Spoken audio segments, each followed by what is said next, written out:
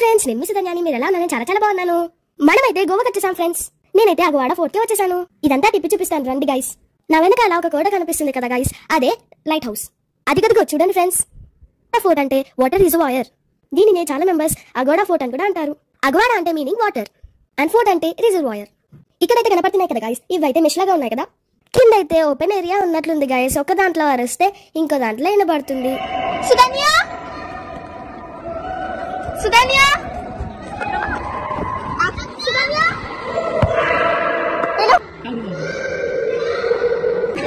beautiful అయినా